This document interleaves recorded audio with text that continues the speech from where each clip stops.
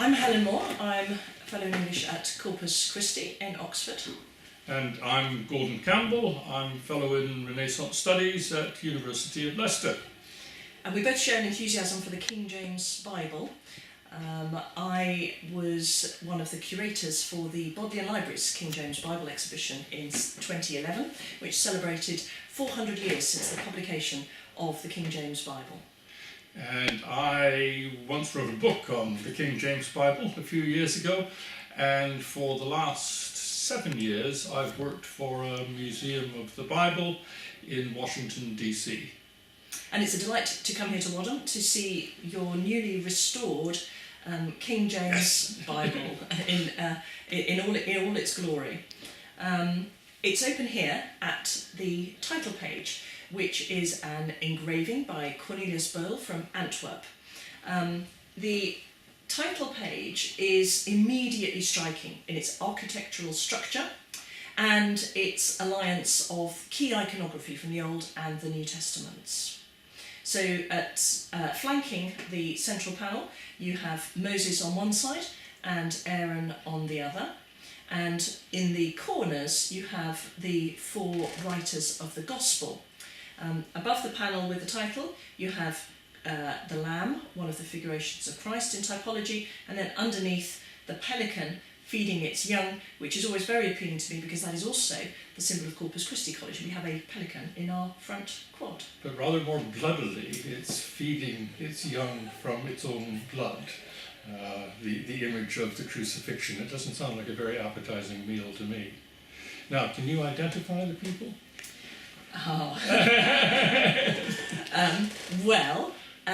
As my children have discovered, as we've been tramping around various sites during the course of the summer in Italy, the quickest way to identify the Gospel writers is through the animals that they're associated with.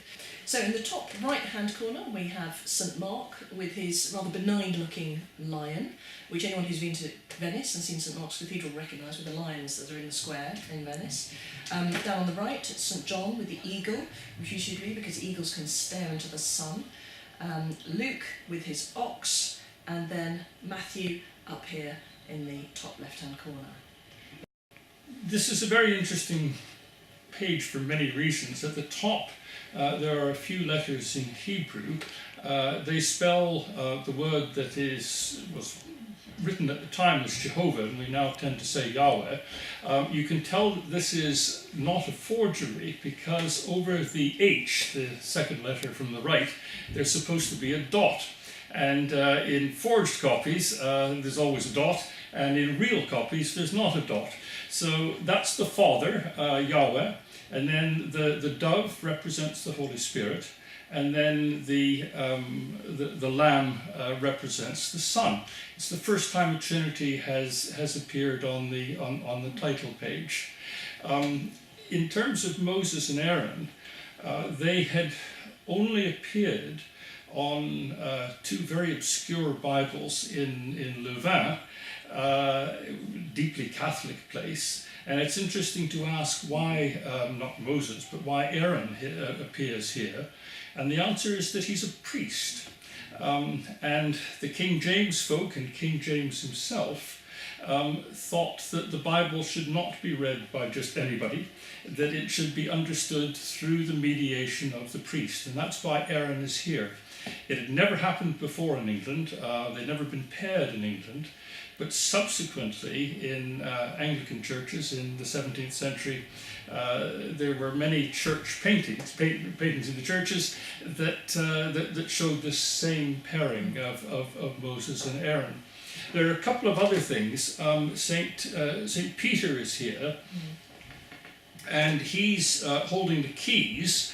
The chap who did this was a Catholic, of course. In earlier Bibles, Coverdale, for example, each of the apostles gets a set of keys. There are many keys all over the place. But this Bible reverts, oddly enough, to the Catholic notion of St. Peter as the keeper of the keys. We think of it as the Catholic notion, but in fact, in the Bible, the keys are given to Peter. So it's simply being true to that. Another interesting difference between this title page and earlier title pages in English is that there is no monarch featured here. Yes. Famously, the Great Bible featured a title page with Henry VIII dispensing the largesse of the translation to the people, which is famously interpreted as an expression of hierarchy and order in the kingdom. And there's a prison down in the bottom right-hand corner where all those who fail to observe obedience and decorum are going to be put. And they're all shouting Vivat Rex in these wonderful banners. But there's no monarch here.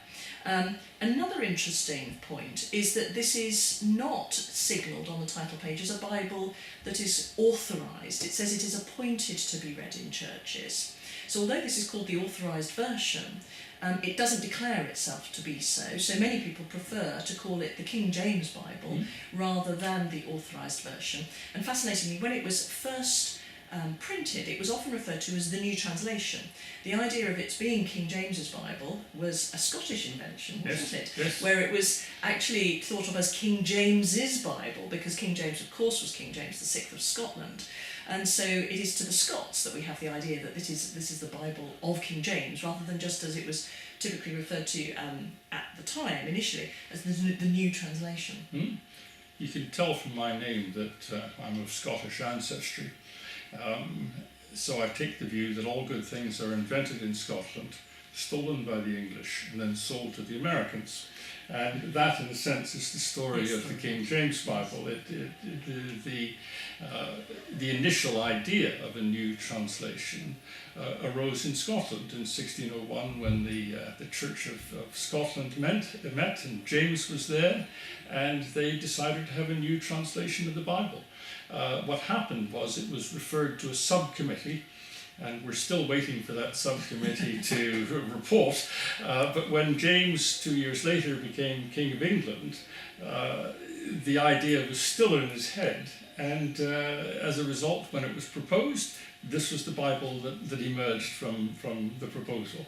And one of the interesting things is that when it was proposed at the Hampton Court Conference in 1604, it was to a certain extent an afterthought. The delegation of what's called the Puritan Party, probably better called the godly section of the Church of England, who were pressing for reform in the matters of vestments and ceremony, hadn't necessarily come demanding a new translation of the Bible, but it was one of the proposals that they put forward. That proposal is attributed to John Reynolds, who was then president of Corpus Christi, and not a particularly adept politician, it's fair to say. He was a scholar of Greek and Hebrew, not a man who'd probably had a shopping list of things he wanted from the king. The king seized on this idea that there being a new translation, and it could be said to be one of his most astute political decisions. Absolutely. Because rather than having two warring parties in the church, he managed to combine the two parties together. And one of the remarkable things about the translation is how for a few decades at least it lanced the boil of ecclesiastical contention in England. Of course, that contention spilled out necessarily in the 1630s and led to the Civil War. But for a couple of decades, and certainly for a very difficult 5 years after his accession, the people who could have created a lot of trouble for him by arguing with one another and forcing or holding back the Church of England from further reform were very gainfully employed in making a new translation of the Bible. So one of the important things about this Bible is not a sectarian Bible. Yes. And there had previously been a certain rhetorical sectarianism hovering over the translations of the Bible, if you like. The idea that the Geneva Bible was favoured by private readers and possibly the more reformed elements of the church, and the bishops' Bibles read in churches, so the more, if you like, the authorised versions, as they declared themselves to be.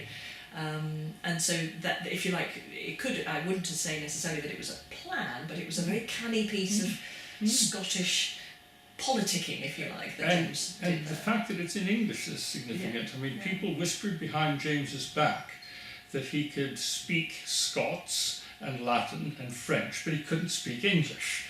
Yeah. And here he was becoming the head of the Church of England, and what better way to illustrate his English credentials than a translation of the Bible into English. When he was involved with a Bible in Scotland, the first printing of the Geneva Bible in Scotland, the preface was not in English, it was in Scots, because he was playing to his Scottishness at that stage. There's not a word of Scots in this. It's resolutely English because he was the head of the Church of England. And his primary intention around 1603, 1604 was to further the idea of union, wasn't Yes, it? yes, absolutely right. Two kingdoms.